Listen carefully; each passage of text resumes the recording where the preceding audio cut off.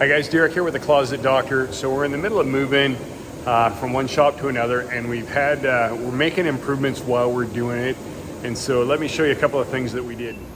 Okay, so this is world's ugliest cart. This is one of the first pieces of equipment I ever bought years ago that had wheels on it.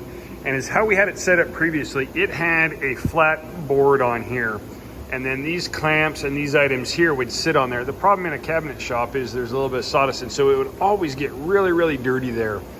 And then the top on it was pretty small, and so these clamps would hang out.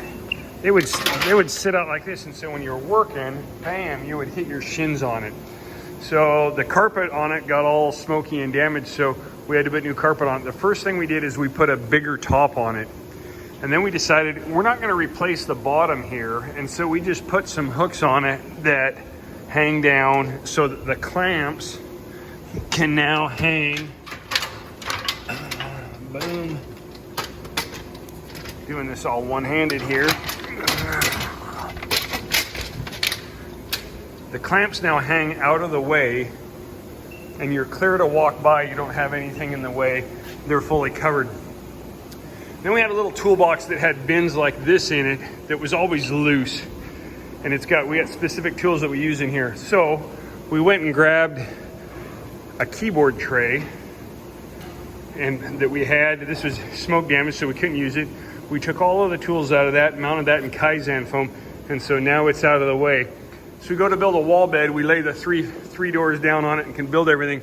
And all the tools that we need are right there, out of the way, and they're up high enough that they're going to stay pretty dust free, won't bang into any shins. So really good improvement, guys. Nice job. So around our table saw, we have got two cabinets that are on wheels, that they are the overflow when you're pushing through the saw, that they slide on it. And on the back side of it, they're storage cabinets. And as what was happening is, it was kind of tough. It was nice. They didn't have doors on it. You could put stuff in it, but as you can kind of see here, it looks a little bit messy. You should have seen it before. So what we actually did is we pulled everything out that we had in there, and to avoid it being messy, we actually covered the cabinet and screwed this closed so you can't put stuff away there. We got a drawer for these items that come in that go with our tops, but other than that, you can't store anything there. And then what Craig did is he built this roll around cabinet here, and we put all the tools on it that we need to build tops or use in the table saw area, so that it's all right there. And so if we need to, when we're using it, we can pull it out, because we'll pull these two tables out and set countertops on it and build tops. We've got this all nearby and ready to go, and then when we're done with it, we can wheel it out of the way. Okay, in our last location, we had our chop saw plugged into a switch that was tied into the dust collector, so the chop saw wouldn't work unless it was actually, the dust collector was turned on. Since we're going to be here temporarily, we didn't want to go through that hassle of wiring. Amazon for $10 has a remote, just like that over there, right here. I turn the remote on, dust collector comes on,